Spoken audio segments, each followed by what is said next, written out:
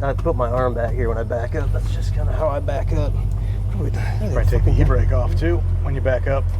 Who puts the e-brake on? First gear is the best e-brake ever made. Very first spec Nova chassis.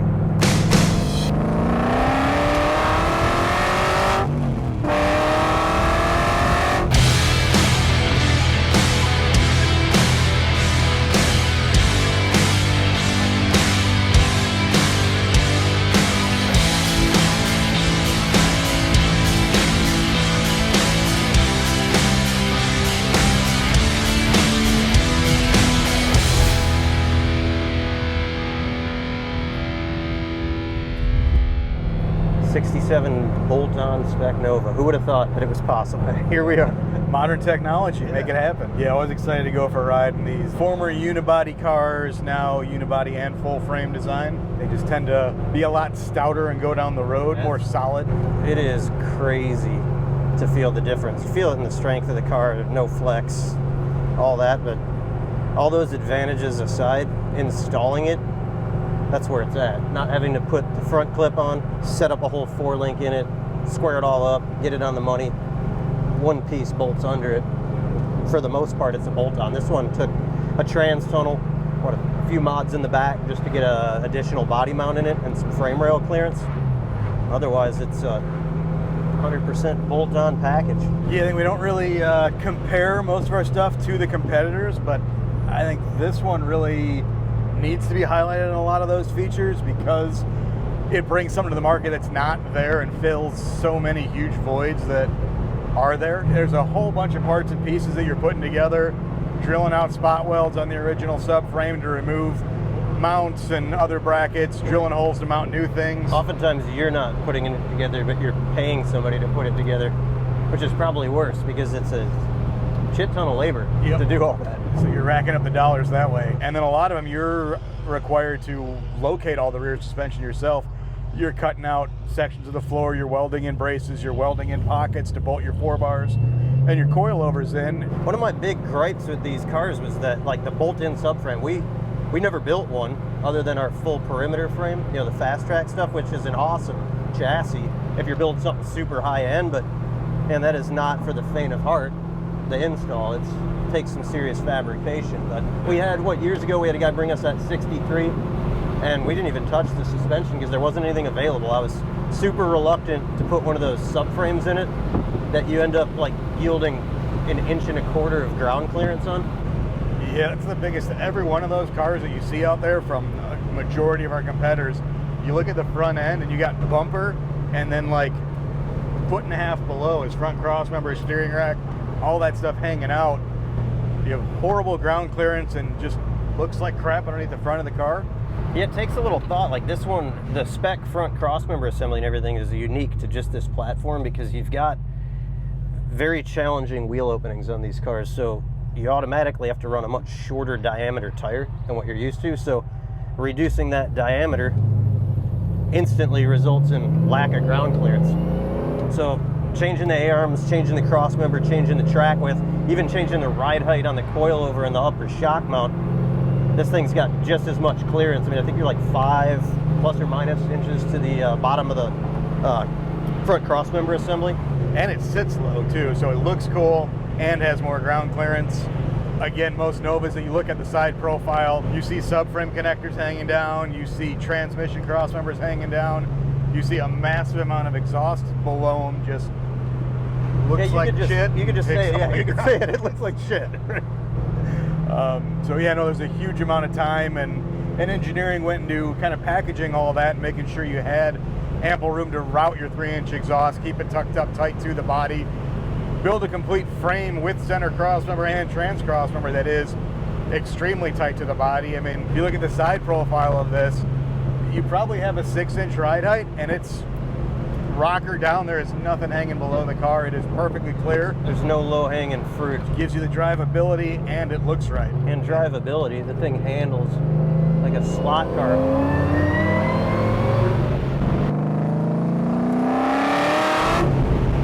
It rips. Yeah, it's a super fun car to drive. I've had the pleasure of piling about 200 miles on this thing in the past few days. trying to hit that magic 500 mark to be able to deliver it to the customer. And I don't think I'm ready to give it up. We might have to do 1,000 miles on this one. Just to make sure. Yeah. Yeah, I've been daily driving. I mean, I get up, drive it to the gym, park it in the morning, up into the grocery store, took Wyatt out. We went cruising around all day. Sunday, it's such a usable car. And again, I've said it before in some videos where it's like you completely forget you're driving an old car because it does no old car shit. It is like sports car, luxury car, daily driver car, checks all the boxes. And it's a survivor, so you don't have to worry about any of the door dings, any of the road chips. Drive it, looks cool, retains all that old school, unique, one-of-a-kind look, but go pound on it. Oh, 100%. You know, we talked about the, sorry, hold on, this is an awesome sweeper. All right, back to it. We talked about the ease of install. The thing that's, I think, is the most overlooked on these cars is, like, forget about the suspension and the chassis. What do you do when you cut that whole front clip off the car? Like, you lose your hood hinge mounts, you lose your core support mounts, you lose your fender mounts, you basically lose everything on the front of the car. You know, two fenders and a grill floating out there. Yeah, just hanging in the breeze. So we came up with a pretty unique concept of catching what is the factory lower 4-bolt mount for the front subframe, and we tied that into like a front cowl mount on the body mount. So the chassis sits right underneath it, but we design, laser cut, fabricate like a whole apron that ties the firewall, goes into a few of the factory mounting points, and ties it into a core support that we fabricate. And all that's 10 gauge fabricated, so it is structural. It's structural as well. It's not the cosmetic like down tubes that are just grabbing the 16 gauge sheet metal on the firewall. You know, it does add some structure to the car, but it also ties into a core support that's already pre-configured for a CNR radiator assembly. That's got our proven 19-inch PWM SPAL fan package on it. We've got heat exchangers for supercharged applications, big vintage air monster condenser, power steering cooler, trans cooler. So don't hold me to the exact percentage, but I'm going to go out there and say like 75% of your build is handled with that stuff, at least all the hard stuff, you know? Yeah, otherwise you're fabricating all that, you're taking a stock, aftermarket stock core support, figuring out a way to mount that to a bolt-on front subframe. Yeah. Then you're cutting that out, windowing out to put a bigger radiator in there, because originally it was a super narrow radiator that's not going to cool any of these big horsepower motors. We took that into consideration when designing the frame horns on the car. We don't just copy like the factory widths of them. We always try to make enough room to package that super wide cross flow radiator. So if you look at the way that the frame horns are configured on it, there's miles of space for that radiator is rated for like 1,500 horsepower cooling capacity. So cooling, I mean, between having a nice functional Dakota digital gauge that you know works and a fan that you know works, you really don't need to look at any of that shit. You're good. Not back in the early 2000 days, sweating every time you pull into a car show, making sure it's not pissing and overheating. Yeah, I guess take that one a step further too. We got a complete inner fender design for it. A bolt-in, either a exposed carbon in a kind of high-end clear finish look, or it's in a black gel coat if you want to paint it and do a satin black under the hood. Something that looks really good, looks like it belongs in the car, has got some shape and bulges to it to get as big of a tire as you can fit underneath these cars, and doesn't look like kind of the standard piece of aluminum with two brakes on it that looks like your HVAC guy put some inner fenders in your car. Yeah, cosmetically it looks... No offense to the HVAC guys, but... Cosmetically it looks really cool. I mean, Mike did a hell of a job. Spent a good deal of time like working out some cool contours and everything. And this particular customer, he wanted the engine bay kind of modern. It's an LT4, which it's a little difficult to make those look vintage. We've done it in the past, but kind of a cool concept with this car where the motor's like super tidy. And I'd say it's kind of like all business. Everything's blacked out. Plumbing's all tightened up, but the exposed carbon weave on the inner fenders looks badass in my opinion. It's kind of one of those shocking things when you open the hood on it. But the LT4, that's one thing that we mentioned, which in this little car happens to be an absolute ripper.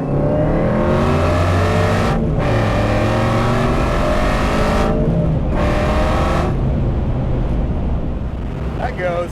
Yeah, the car puts the power down so well.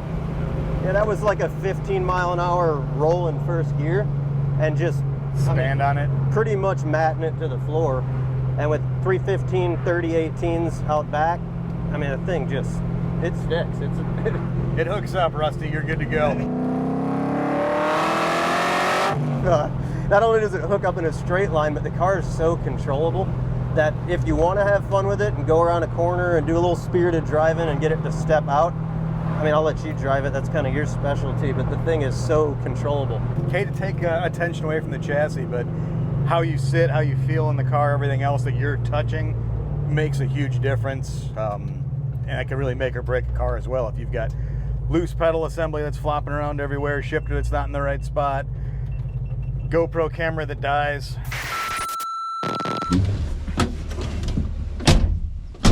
No cooling problems with the CNR radiator and the LT4 in this car. However, cooling problems with the batteries on the GoPro. So You'll have that. CNR might need to get into the heat exchanger game for GoPro cameras.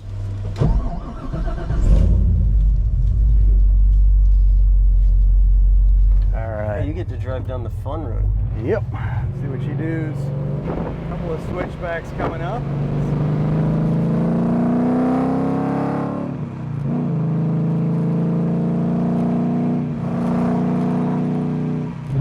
Ooh, a lot of gravel. Oh, it feels really flat. The ride quality is phenomenal, but the car's still really, really level and planted.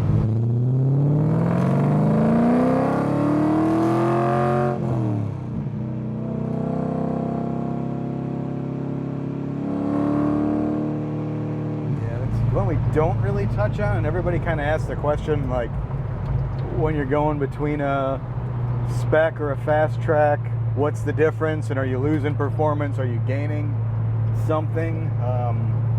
It's using the same shock between the two of them, so you're getting a very similar ride quality and shock performance. I'd say the geometry in the fast track is a little bit more aggressive. Yep. But other than that, you're probably 90-95% as good. Yeah, I mean, there's a big step up when you go to the fast track independent rear, you know, coupled with the fast track front. But yeah, fast track 9-inch compared to a spec 9-inch, ride quality is pretty comparable.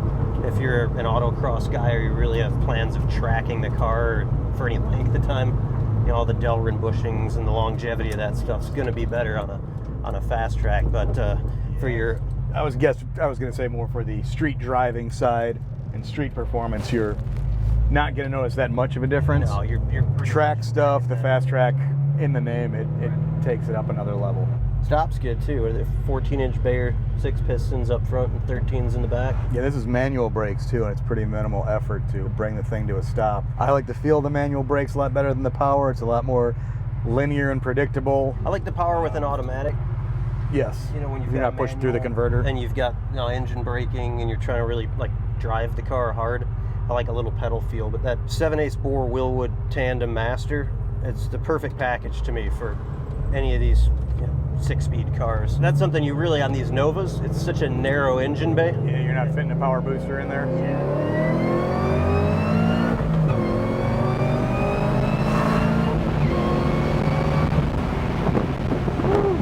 she gets it. It rips. Maybe we should have kept the headrests on these cars. I think we need to check the time clock on that to see. I'm pretty sure I shifted at least 3 times as fast as you did. Or we could overlay those. This would be a good one, yeah.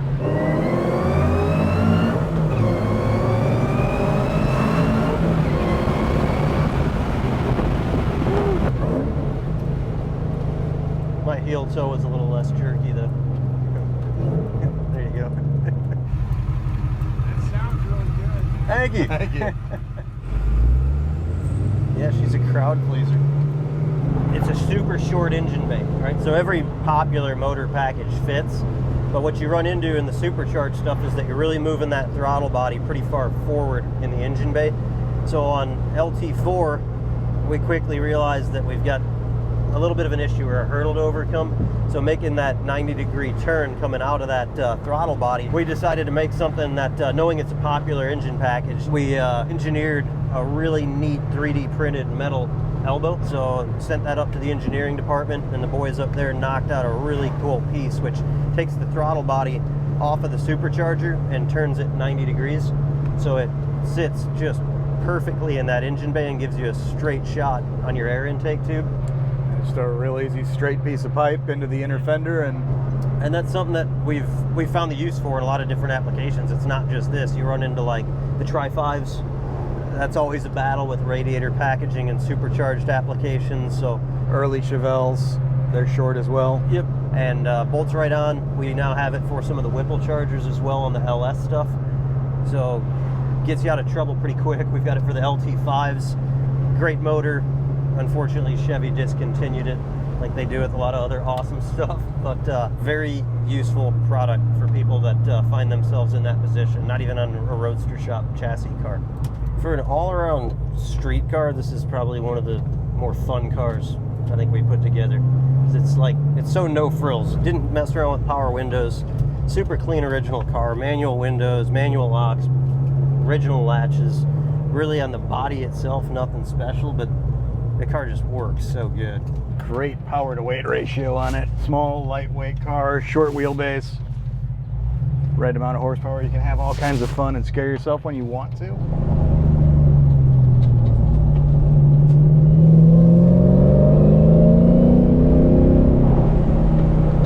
Could do that all day. Yeah, it just transitions so good out of the turns. You put the power down, stays flat, shifts a little bit, and just goes. This road sucks. Yeah, it's a brutal road, but the car eats it eats them up good, yeah. And it's just pothole after pothole after pothole. The problem with this car, though, is that it now ended up on my bucket list, so now this is another one. That you want to build? Yeah, that I want to build. It's nice, though, because they become more obtainable when you've got these bolt-on spec chassis, because now it's not such a massive undertaking to put one of these together. You can find a pretty clean car, and with minimal effort and time, get one of these swapped out and have a pretty damn fun car to rip around in. That whole Survivor Series style bolt-on spec chassis is a game changer in the car build world. I spend more time looking for original paint or nicely restored stuff that everybody else is looking for those now too, so they're getting expensive. Yeah, I mean, this compared to our Fast Track Nova chassis, you're probably saving 1,000 hours of fab. Oh, absolutely. And then all your bodywork paint. This probably, for a guy that's got a little bit of experience, has some welding experience to tackle the few modifications, I would say 2-3 days, you've got this thing pretty well installed. And for these, we've got a laser cut trans tunnel for just about every popular transmission package, so it's contoured to the floor.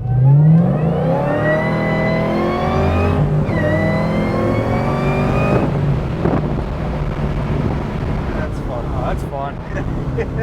That's the best stress relief ever. Just get out and rip a 1-2-3 shift Sideways? Yeah. Sorry, Rusty, you might not be getting this one back real soon.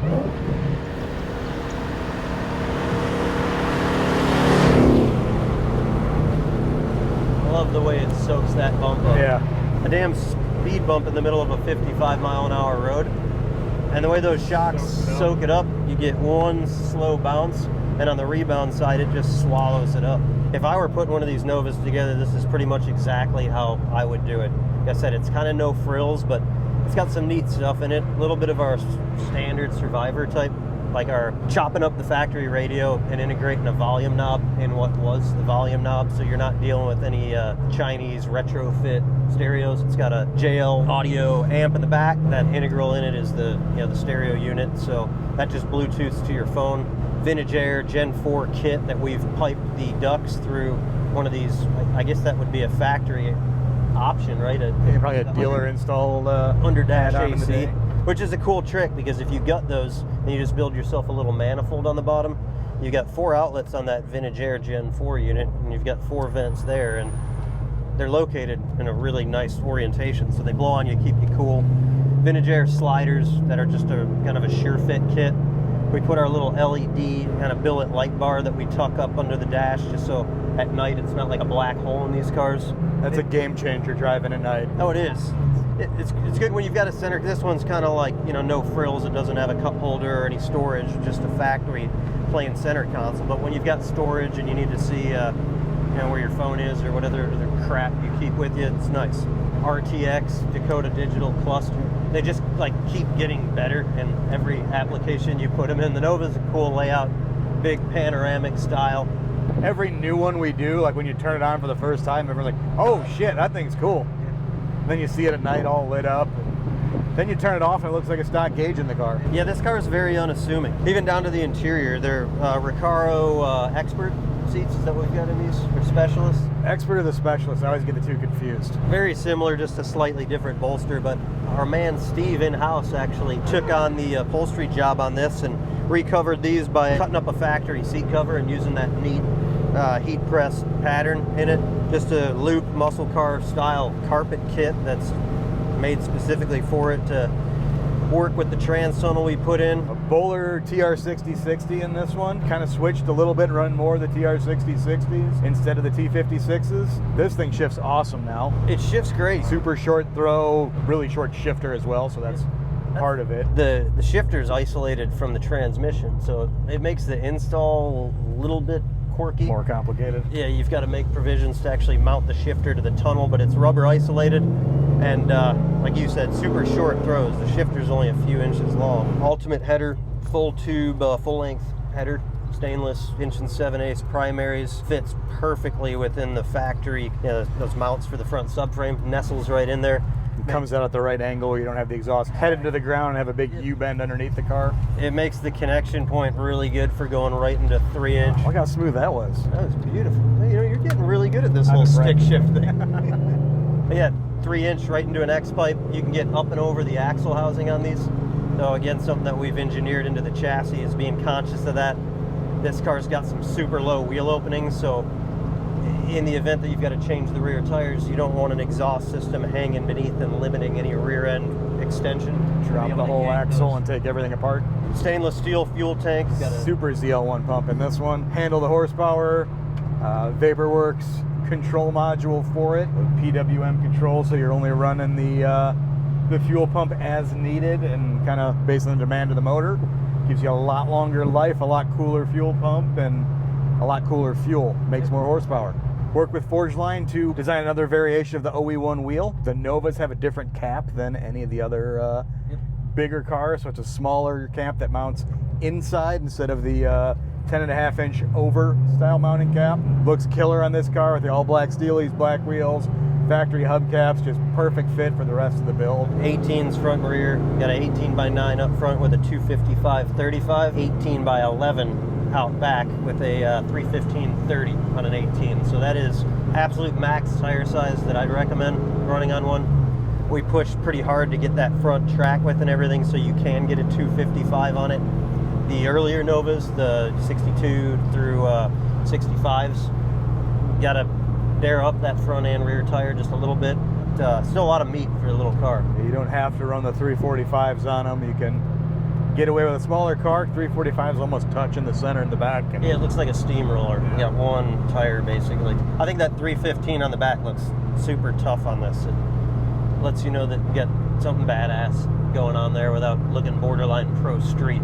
Sometimes that 345 on these narrow cars starts to look that way. This thing lets you know it's here to party.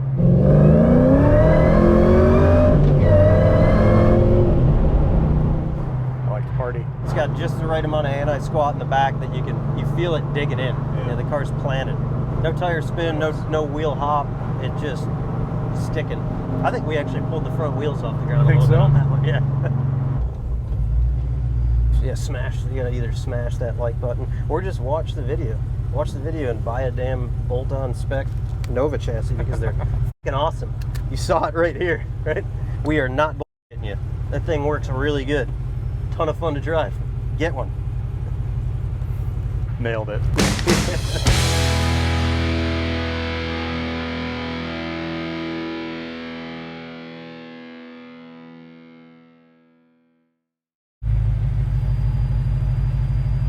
Wrap up.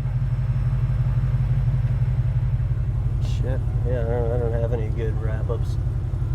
Exit outros, do they call them? Yes, they do, yeah. Yeah. In the biz, in the industry. Smash that like button. Watch the video and buy a damn bolt-on spec Nova chassis. Fucking awesome. We are not bullshitting you. Ton of fun to drive. Get one. Nailed it. Yeah. Thought that went pretty well. Yeah, I don't know about that.